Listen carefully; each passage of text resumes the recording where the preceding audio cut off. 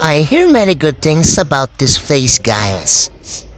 First things is you will learn how to surf. If you wanna learn to surf, guys, this is the surf capital of the North. Ika nga, ito yung kanyang title dito, guys. Kung isa-search niya siya, ito ay ang San Juan, La Union. At napakaraming mga pumupunta dito na mga bisita, guys, mga visitors from even international. Yun ang ibig kong sabihin, guys. Hindi lang locals, kundi internationals. Marami akong nakikita dito, guys, mga puti, iba-ibang lahi. Meron ding blacks, of course, international nga, guys, eh. So, yun. I don't know kung may experiences na kayo dito, guys, sa pagpunta dito sa La Union or Santa Cruz, La Union. Lagi ko itong nadadaanan kasi lalo na pag umuwi ako sa amin. Kasi, guys, from Ilocos nga ako, La Union, dadaan lahat yung mga bus dito sa area po ng La Union o Santa Cruz, La Union. At nakikita po siya, and then napakaraming mga tao dito, guys, especially sa mga bakasyon, guys, na alam mo yung na natatakam ako maligo doon sa dagat nila, guys, kasi natatanaw yung dagat mula sa bus, guys.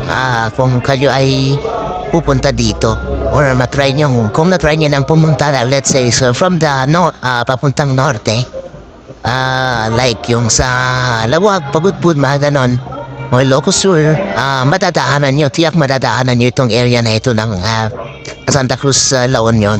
Puntahan nyo, guys, maganda, guys, at maraming ding mga pwedeng mapuntahan ng doon sa area, like halimbawa doon sa mga gimikan. Kung mahilig kayong mag-gimmick, guys, meron din sila, of course. Marami silang mga minibars, mga ganon.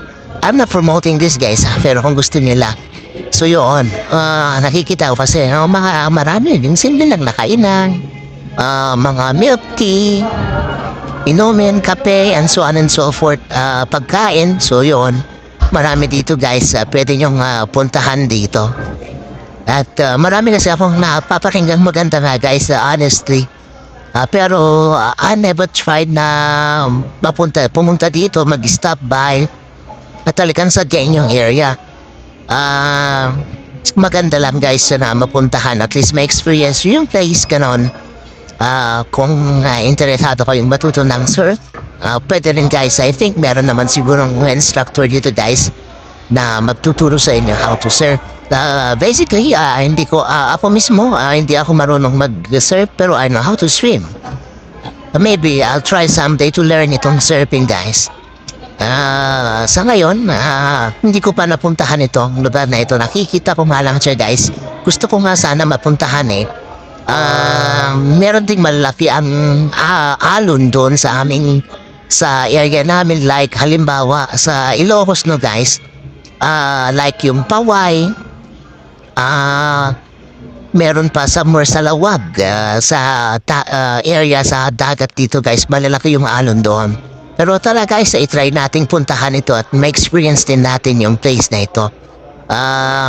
Maganda itong place na ito. Marami kang madidiscover dito, guys.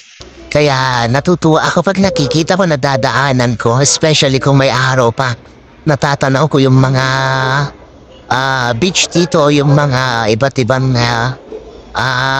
mga taong pumupunta dito na nasa daan sila, guys. May mga foreigner, especially siguro kung nataon na yung talagang bakasyon. Umuwi kasi ako dito, guys, hindi bakasyon, eh. Pauwi na ako nito, pabalik na pala ng Maynila, guys. Kaya medyo konti na lang yung tao, pero ganun pa man, marami pa rin, guys, eh. Especially siguro nga, yun nga, pag bakasyon, ang daming mga foreigner. Kasi natapat din ako one time, yung umuwi ako, bakasyon yun. So, ang daming tao, guys, ayun, alam mo yun, nabigla ako sa daming pumupunta dito, guys, sa Santa Cruz, La Union. Malapit na rin kasi ito sa Ilocos, guys, sa aming area.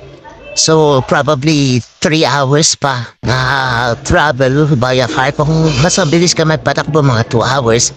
Kung motor yung dala mo na big bike, naku po, mas mabilis pa siguro kasi pwede mong biritin. Tara, guys, punta tayo dito.